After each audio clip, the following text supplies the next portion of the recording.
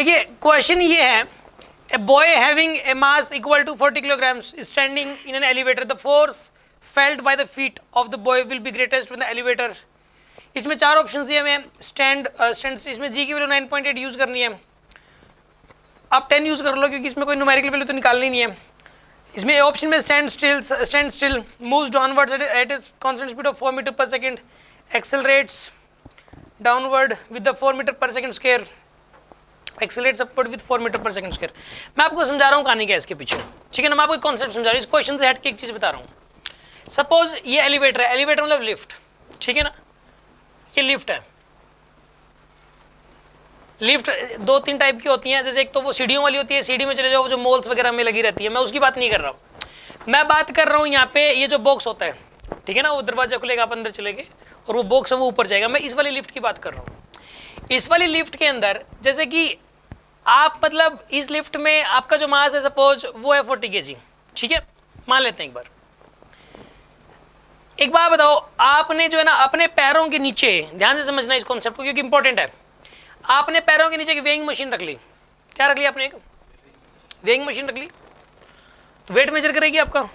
Weighing machine हमेशा normal direction measure करती है कि आपके पैरों से उस मशीन के ऊपर कितना नॉर्मल डायरेक्शन लग रहा है और वो मशीन आपके पैरों पे कितना नॉर्मल डायरेक्शन लगा रही है, वो नॉर्मल डायरेक्शन की मेजरमेंट करती है, ठीक है।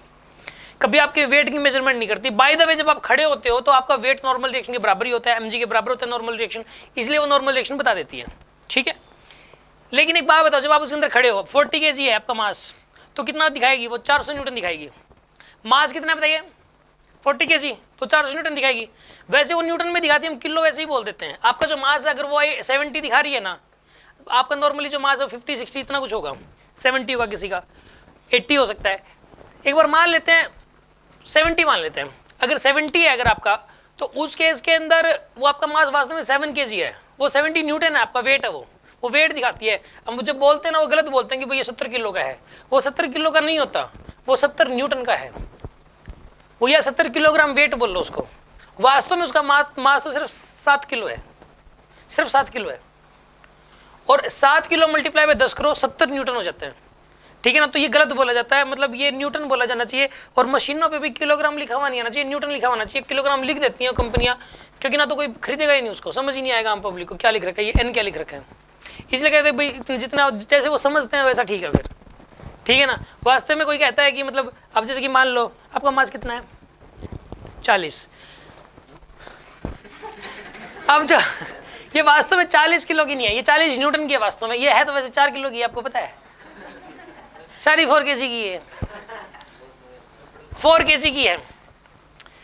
ये कपड़ों का वजन मिला के है देखो इसके अंदर जो है यहाँ पे जो है ना 4 kg है, और ये मतलब ये मशीन के ऊपर जब होती है तो ये 40 न्यूटन दिखता है उसके ऊपर वो, ठीक है। आपको बात समझ आ गई। अगर ये मून पे चली जाए तो मून पे जो जी की वैल्यू 10 नहीं है, वहाँ पे g/6 है मून पे 10/6 है, यानी कि कितना है वहाँ पे बताइए 5/3, तो उस हिसाब से ये वहाँ पे हो जाएगी, इसका मास है 4 kg और जी की वैल्यू है वहाँ पे 5/3, 20/3, 6 पॉइंट। वहाँ पे अगर ये यही वाली वेइंग मशीन, यही वाली वेइंग मशीन ये उठा के अगर मून पे चली जाए और वहाँ पे अपने आप को तोल के देखे उसी वेइंग मशीन से जो यहाँ पे अर्थ पे जिससे मतलब मेजरमेंट हो रही थी, सेम वेइंग मशीन पे, तो वहाँ पे कितना आएगा बताइए?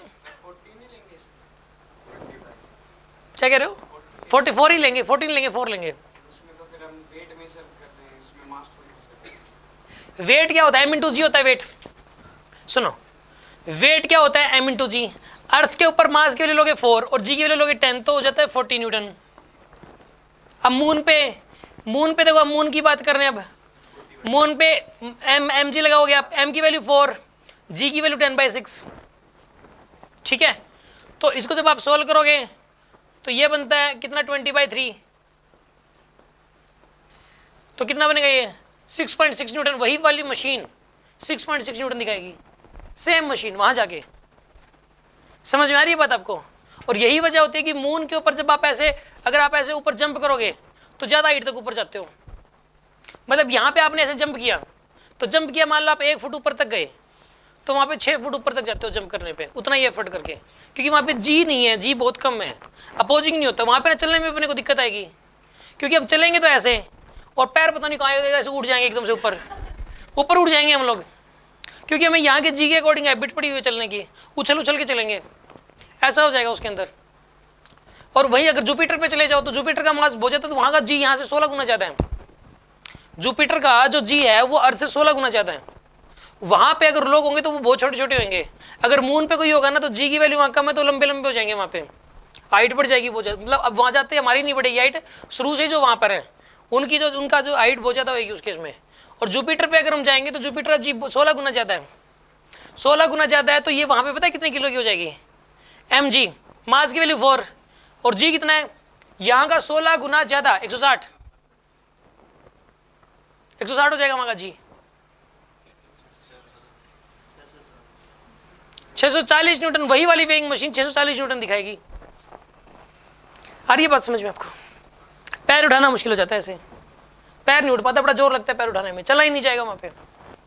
बात खैर समझ में आ गई होगी आपको। चलो अब दूसरे मुद्दे पे आते हैं। अब यहाँ पे मतलब जो वेइंग मशीन होती है वो क्या मेजर करती है, नॉर्मल रिएक्शन। यहाँ तक पहले तो कोई डाउट है, कोई कुछ पूछना चाह रहा तो पूछ लो अभी भी, क्योंकि ये चीज़ काम की है, बहुत बीच बीच में आएगी और इसकी वजह से कन्फ्यूजन नहीं आना चाहिए। अगर आपको कोई मास पूछे तो आप कभी भी 40 नहीं बताओगे, आप अपना 4 बताओगे हमेशा, साइंटिफिक लैंग्वेज में बताना है तो, ठीक है ना। किसी का अपना जैसे कि मान लो आपका वेट क्या है, वेट 40, आप कभी 40 वाले इस बार कई आए हुए हैं 40, तो 40 अगर है तो इसका भी इतना ही हो जाएगा। आपका कितना है 47 है, तो इसका मास है 4.7, 47 तो वेट है और 4.7 मास है, ये बात याद रखना आप, ठीक है ना। अब सुनो अगली बात, अब हम अगले मुद्दे पे आते हैं।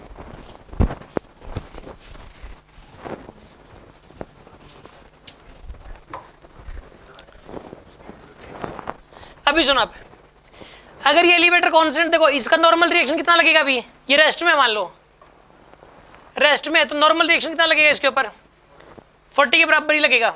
मास मतलब इसका 40 kg है अगर, देखो मास m है, तो नॉर्मल रिएक्शन कितना लगेगा बताइए, mg के बराबर ही लगेगा। एक सेकंड केस, ये कांस्टेंट फिर से जा रहा है, मान लो v कांस्टेंट है और यही वाला मैन एक m मास का, इस केस में भी नॉर्मल रिएक्शन mg के बराबर ही लगेगा, चाहे रेस्ट में हो चाहे कांस्टेंट स्पीड से जा रहा है एलिवेटर, नॉर्मल रिएक्शन mg के बराबर ही होता है। एक तीसरा केस, मान लो कि ये ऊपर की तरफ एक्सेलरेट करेगा एक्सेलरेशन से, ठीक है, तो इस केस में जो नॉर्मल रिएक्शन लगेगा वो mg प्लस m में लगता है। क्यों लगेगा mg प्लस m में, ये था क्या क्लास में, नहीं था ये चीज़, ये तो मंकी कॉन्सेप्ट में था, एलिवेटर नहीं बताया गया था उस क्लास में। कोई बात नहीं, मैं अभी बताता हूँ आपको इसके अंदर क्यों आएगा normal reaction mg plus m में, मैं बताता हूँ आपको। देखो सुनो, आप एलिवेटर ऐसे ऊपर जा रहे हैं, तो आप एक बात बताओ, इसका मास m, नीचे क्या लगेगा बताइए mg, ऊपर क्या लगेगा नॉर्मल रिएक्शन। इस मैन की एफबीडी बनाते हैं अपन, एफबीडी इफेक्ट, इस मैन का एफबीडी बना लो और इस मैन का इफेक्ट डायग्राम बना लो। एफबीडी में ऊपर क्या दिखाओगे बताइए, नॉर्मल रिएक्शन, नीचे क्या दिखाओगे, और एक्सेलरेशन भी दिखाओगे एक ऊपर की तरफ, एक्सेलरेशन का ऊपर की तरफ दिखाओगे ना, तो इसमें n बड़ा mg से इक्वेशन भी लिखो आप, इक्वेशन क्या लिखोगे बताइए, n minus mg equal to, तो नॉर्मल रिएक्शन क्या हो जाएगा बताइए, mg प्लस m में, यानी इसका वेट बढ़ जाएगा। अगर कोई अपना वेट बढ़ा हुआ देखना चाह रहा है तो क्या करना है उसको बताइए, वो एक्सेलरेट करते हुए एलिवेटर में चढ़ जाए, जो एक्सेलरेट करेगा, और जितनी देर तक वो एक्सेलरेट करेगा ना उसका वेट बढ़ा हुआ दिखेगा उसको, आपको अपना वेट ज़्यादा दिखाई देगा। आप अपने वेइंग मशीन मतलब एलिवेटर में चले जाओ, वेइंग मशीन लेके और उसके ऊपर खड़े हो जाओ, जब वो ऊपर की तरफ शुरू में तो एक्सेलरेट ही करता है, ठीक है, तो फिर कांस्टेंट स्पीड से जाता है, फिर रिटार्ड करता है, तो पहले एक्सेलरेट करेगा वो, जब एक्सेलरेट करेगा तो आप देखोगे कि मतलब वेट आपका बढ़ गया, वो mg प्लस m में हो जाता है वेट, mg प्लस m में हो जाता है वेट। याद रखिए, आप एलिवेटर में अगर हैं और एलिवेटर एक्सेलरेट कर रहा है तो आपका वेट बढ़ जाता है, मतलब मशीन बढ़ावा दिखाती है आपका, वैसे बढ़ता नहीं है, मशीन बढ़ावा दिखाती है, क्योंकि मशीन mg को मेजर नहीं करती, नॉर्मल रिएक्शन को मेजर करती है, और normal reaction mg plus m में हो जाता है। बात समझ में आएगी नहीं आई आपको? अगर एलिवेटर नीचे आ रहा है, मान लो एक एक्सेलरेशन से, एक्सेलरेशन नीचे है, चाहे वेलोसिटी नीचे हो चाहे ऊपर हो, इस केस में नॉर्मल रिएक्शन हो जाएगा mg माइनस m में। इसमें देखो एफबीडी इफेक्ट बना के देख लो आप, चाहे ये एफबीडी और ये इफेक्ट, एफबीडी में बताइए नीचे की तरफ क्या दिखाओगे mg, ऊपर क्या दिखाओगे नॉर्मल रिएक्शन, और एक्सेलरेशन किस तरफ दिखाओगे नीचे की तरफ, एक्सेलरेशन नीचे की तरफ दिखाओगे। इक्वेशन क्या बनेगी बताओ इस केस में, m g minus n equal to m a. तो नॉर्मल डायरेक्शन कितना आएगा यहाँ पे, ये नॉर्मल डायरेक्शन आ गया। इस मैन के ऊपर इतना नॉर्मल डायरेक्शन लगेगा m g minus m a के बराबर, यानी वेट घट जाएगा। किसी को अपना वेट घटाना हो तो सबसे आसान तरीका है, कोई दवाई गोली कुछ नहीं, एलिवेटर में बैठ जाओ और एलिवेटर नीचे की रिटार्ड कर, मतलब जा ऊपर रहा है लेकिन एक्सेलरेशन नीचे होना चाहिए उसका, मतलब ताकि उसकी स्पीड घटती होनी चाहिए। एक बात बताएं, जब आप एलिवेटर में चढ़ते हो, मान लो आपको 10वीं फ्लोर पे जाना है, ठीक है, तो 10th फ्लोर पे जाना है, तो क्या होगा उस केस के अंदर, आप ना ये तीनों सिचुएशन देख लेते हो वहाँ पे। मतलब कोई कहता है कि एक बंदा एक एलिवेटर में गया, क्वेश्चन ये आ सकता है एग्जाम में कि एक बंदा एलिवेटर में चढ़ा और वो 10वीं फ्लोर पे पहुंच गया और उसने हर टाइम वो मतलब जो ना वेइंग मशीन से अपना वेट भी मेजर करता रहा पूरे रास्ते के दौरान। तो ये बताओ उसको अपना वेट मतलब रास्ते में बढ़ता हुआ दिखाई दिया या घटता हुआ दिखा या सेम रहा? तो आंसर आएंगे तीनों हुए। जब एलिवेटर ऊपर की तरफ जा रहा था, एक्सेलरेट कर रहा था शुरू में, तो स्पीड बढ़ रही थी उसकी ऊपर की तरफ जाने में। स्पीड मान लो हो सकता है कि अगर 10वीं फ्लोर पे जाना है ना, तो कम से कम भी 3 फ्लोर या 4 फ्लोर तक तो एक्सेलरेट, 2 फ्लोर तक एक्सेलरेट करेगा, पहली 2 फ्लोर तक, फिर वो कॉन्स्टेंट स्पीड से जाएगा 3-4 फ्लोर तक। फिर जब आखिरी की 2 या 3 फ्लोर बचेंगी ना, तो उसकी स्पीड फिर धीरे धीरे कम होगी, क्योंकि उसको पता है कि उसके अंदर प्रोग्रामिंग फिट की गई है कि 10वीं फ्लोर पे रुकना है। तो 10वीं फ्लोर पे रुकना है तो पहले 3-4 फ्लोर तक उसने एक्सेलरेट किया, फिर कांस्टेंट स्पीड से चला, फिर रिटार्ड किया, तीनों काम हुए हैं।